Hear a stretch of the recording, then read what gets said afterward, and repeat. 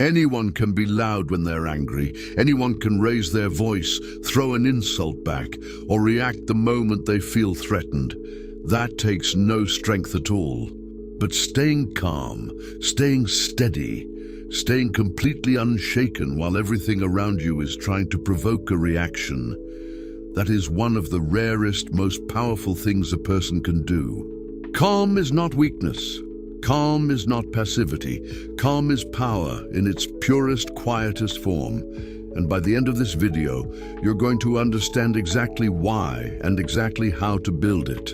Let's start with the truth nobody tells you. The world is constantly testing you. Every rude comment, every unfair situation, every person trying to provoke a reaction out of you is, whether they realize it or not, testing whether they can control you. And every time you react instantly, defensively, emotionally, you fail that test. You hand them exactly what they were looking for, proof that they can shake you. Calm is what happens when you stop failing that test, when you stop giving your power away to every provocation, every insult, every difficult person who crosses your path. Let's talk about why calm gets mistaken for weakness in the first place. We live in a culture that often confuses volume with strength. The loudest person in the room, the one who reacts fastest, argues hardest, refuses to back down first. This gets mistaken for power, when in reality, it's often the opposite. It's someone whose emotional state can be triggered and controlled almost instantly by anyone who knows which buttons to push. True power looks different. It looks like someone who can be insulted and simply not react. Someone who can be provoked and simply choose not to take the bait. Someone whose peace of mind isn't hostage to whatever chaos is happening around them. This isn't about not caring, it's about not being controlled. Let's talk about where calm actually comes from, because it's not what most people assume.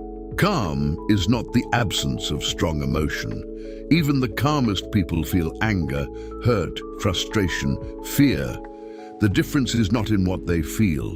The difference is in the space between what they feel and how they choose to respond.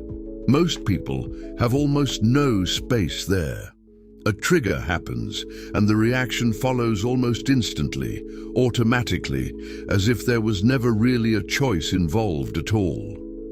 Calm people have built space in that gap, even if just a few seconds, enough space to choose their response deliberately, instead of being purely driven by the emotion itself. This space is not something you're born with. It is built deliberately through practice, self-awareness, and repeated choice over time. Let's talk about why building this matters so much in very practical terms. The first reason: reactive people are predictable, and predictable people are easy to manipulate. If someone knows exactly what will make you angry, defensive, or anxious, they hold a kind of power over you. They know which button to press to control your behavior. Calm removes this leverage entirely. When you cannot be reliably triggered into a predictable reaction, you become far harder to manipulate, provoke, or control. The second reason: calm decisions are almost always better decisions. Emotional reactivity narrows your thinking. In the heat of anger, fear, or panic, your brain shifts into a survival mode that prioritizes speed over accuracy. This kept humans alive, facing physical danger thousands of years ago. It serves you far worse in modern situations, arguments, negotiations, unexpected setbacks, where clear thinking matters more than fast reacting. Calm restores access to your full thinking capacity. Decisions made from calm are almost always more accurate, more strategic, and less regretted afterward than decisions made in the heat of a reactive moment. The third reason: calm earns respect that reactivity never can. Think about the people you respect most deeply. Chances are they're not the ones who explode at every inconvenience. They're the ones who stay composed under pressure. who respond thoughtfully instead of reacting instantly, who seem unshaken even when circumstances are genuinely difficult. This composure doesn't just feel impressive to witness. It quietly signals something real about a person's inner strength, their self-mastery, their ability to handle whatever life brings without being destabilized by it. Let's talk about the specific situations where calm becomes your greatest advantage. The first situation, conflict and disagreement. Most conflicts escalate because both people keep matching each other's rising emotional intensity. Someone raises their voice, so you raise yours. Someone gets defensive, so you match the defensiveness.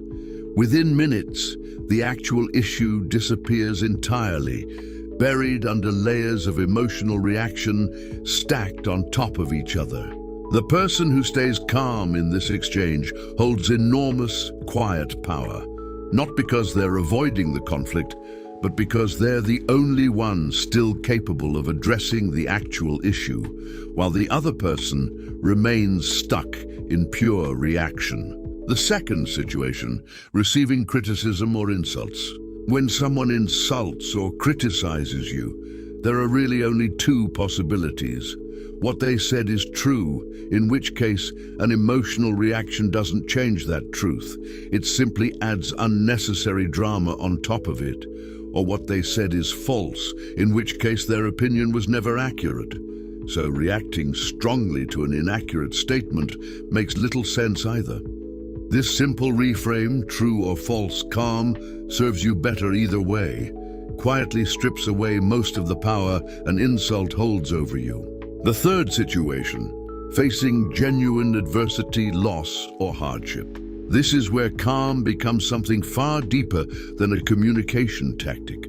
When real difficulty arrives, illness, loss, failure, calm is not about pretending it doesn't hurt. It's about facing the difficulty with a steady mind, instead of being additionally destabilized by panic, despair, or emotional chaos layered on top of the original hardship.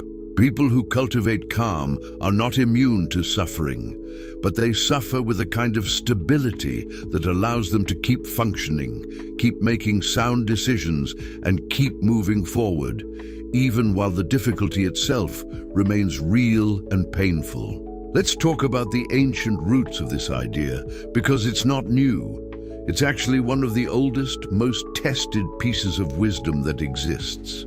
The Stoic philosophers built their entire practical philosophy around this exact principle. Not suppressing emotion, but not being ruled by it either. They understood, thousands of years before modern psychology confirmed it, that reactive behavior almost always leads to worse outcomes than deliberate, calm response. Marcus Aurelius, a Roman emperor with more reasons than almost anyone to react defensively to enemies, to betrayal, to the immense pressure of ruling an empire, wrote constantly to himself about returning to calm, not because he didn't feel the weight of it all, but because he understood that his effectiveness, his judgment, and his character all depended on his ability to remain steady, regardless of what chaos surrounded him. This wisdom has survived for thousands of years, not because it's a nice idea, but because it works consistently across every era, culture, and circumstance it's been applied to. Let's talk about why calm is so difficult to actually practice, even once you understand its value.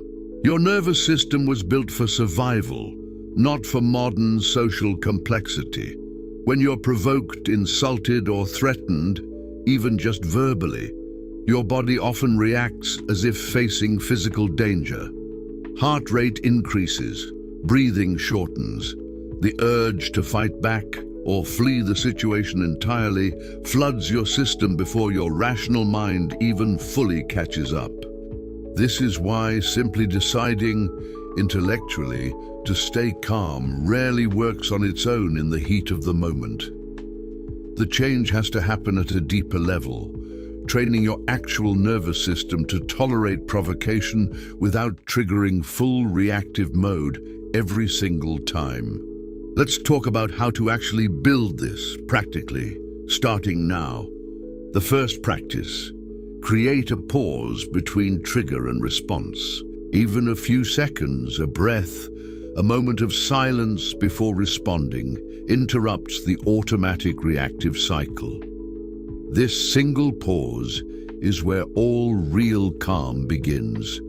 Not suppressing the feeling, but creating just enough space to choose your response deliberately. The second practice: separate the event from your interpretation of the event. Often, what triggers a strong reaction isn't the event itself, but the story you immediately attach to it. Someone doesn't respond to your message quickly, and your mind immediately jumps to, "They're ignoring me," or "None, they don't care." The event is neutral. The interpretation is what creates the emotional charge. Learning to notice this gap, event versus interpretation, weakens the automatic reactive pull significantly. The third practice: practice calm in low-stakes situations first. You don't build this skill by immediately trying to stay calm during the most difficult high-stakes moments of your life. Start smaller. Someone cuts you off in traffic. A minor inconvenience disrupts your plans. Practice staying steady here first, and the skill compounds, becoming available to you in bigger moments over time. The fourth practice: regulate your body before you try to regulate your mind. When you're activated, angry, anxious, provoked, your body is often already in a heightened physical state before your thoughts even fully form. Slow, deliberate breathing, a few seconds of stillness, even physically relaxing your shoulders and jaw, sends a signal back to your nervous system that the threat isn't as urgent as it initially felt. Calming the body often calms the mind far more effectively than trying to think your way to calm alone. The fifth practice: detach your sense of self-worth from other people's behavior toward you. A huge amount of reactive behavior comes from feeling like your value or worth is being threatened by someone else's words or actions. But your actual worth was never something another person's opinion could genuinely determine. Once your sense of self stops depending on how others treat you, there is simply far less for anyone to provoke or destabilize. Let's talk about something important. Calm does not mean passive. Calm does not mean allowing yourself to be mistreated without response. There is a real difference between staying calm and staying silent when something genuinely needs to be addressed. Calm people still set boundaries. They still speak up. They still protect themselves. The difference is they do it from a place of steady clarity instead of from a place of reactive emotion. In fact, boundaries set calmly tend to land far more effectively and are taken far more seriously than boundaries delivered in the heat of an emotional outburst. Calm carries a kind of quiet authority that reactive anger simply cannot replicate. Let's talk about calm in the face of genuine hardship, because this is where it matters most. It's relatively easy to imagine staying calm during a minor disagreement or a rude comment. It's far harder to imagine staying calm while facing real loss, serious illness, financial devastation, or profound disappointment. And to be clear, calm in these moments does not mean suppressing grief, pretending pain doesn't exist, or performing strength you don't actually feel. Calm in the face of real hardship means allowing yourself to feel the full weight of what's happening, while still maintaining enough internal stability to keep functioning, keep making sound decisions, and keep moving forward one step at a time. It's the difference between a tree that bends in a storm and a tree that snaps entirely. Both experience the storm. Only one survives it intact. This kind of calm isn't built in the moment of crisis. It's built beforehand through the smaller daily practices we've already discussed, so that when real hardship eventually arrives, and it will for everyone eventually, you have already trained the capacity to meet it with steadiness instead of being additionally shattered by panic layered on top of genuine pain. Let's talk about a way to think about all of this that might help you hold on to it. Imagine deep, still water. You can throw a stone into it and yes, ripples will form on the surface, but the depth of the water itself remains undisturbed. It absorbs the impact and slowly returns to stillness. That is what calm actually looks like in a person who has built real depth. Not the absence of disturbance, but the capacity to absorb it without losing your underlying stillness. Shallow water, by contrast, gets thrown into total chaos by even a small stone. Every provocation, every insult, every piece of bad news creates complete disruption because there's no depth underneath to absorb the impact. Building this depth through consistent practice, through detaching your worth from external validation, through training your nervous system to tolerate discomfort without immediately reacting, is what transforms you from shallow water into deep water. Still capable of being moved, no longer capable of being shattered. Let's talk about the specific benefits you'll notice as this practice becomes part of who you are. You'll notice conflicts resolve faster because you're no longer adding fuel to the emotional fire. You'll notice people trust your judgment more because your decisions come from clarity rather than reactive emotion. You'll notice you have more energy available for things that actually matter because you're no longer constantly drained by reacting to every minor provocation that crosses your path. You'll also notice something quieter, but perhaps most important of all, a growing sense of internal stability that doesn't depend on your circumstances being perfect or on other people treating you well.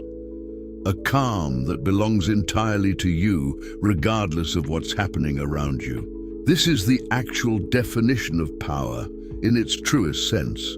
Not control over other people or circumstances, which was never fully possible anyway. Control over your own internal state, regardless of what circumstances or people you encounter. That is a kind of power nothing external can take away from you. Now let's talk about what to actually do with this practically, starting today. First, the next time something provokes you, no matter how small, pause before responding. Even 3 seconds of pause changes the entire trajectory of your response. Second, practice physically calming your body, slow breath, relaxed shoulders, before trying to think your way through a triggering situation. Third, ask yourself honestly in triggering moments whether this reaction will actually improve the outcome or whether it will simply cost you your peace for nothing gained in return.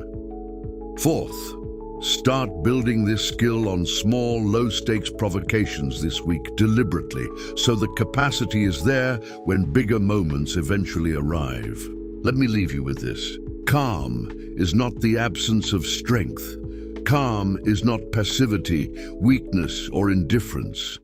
Calm is what real strength looks like once it's fully developed, once it no longer needs to prove itself through volume, reaction, or force. Anyone can react. It requires no skill, no practice, no self-mastery at all. Staying calm deliberately, consistently, especially when everything around you is pulling you toward reaction, that is one of the rarest and most powerful capacities a person can build. You do not need to feel less. You do not need to pretend difficulty doesn't affect you. You simply need to build the space, gradually, deliberately, between what you feel and how you choose to respond. That space is where your actual power lives. The people who move through this world most effectively are rarely the loudest or the most reactive. They are the ones who have learned, through consistent practice, how to remain steady, no matter what storm is happening around them. Calm is power. Quiet, steady, unshakable power, and it is available to you not as something you're born with, but as something you build. One deliberate pause, one steady breath, one calm response at a time. If this resonated with you, you're not alone. So many people spend years being controlled entirely by their own reactions, without ever realizing there was a steadier, more powerful way to move through the world.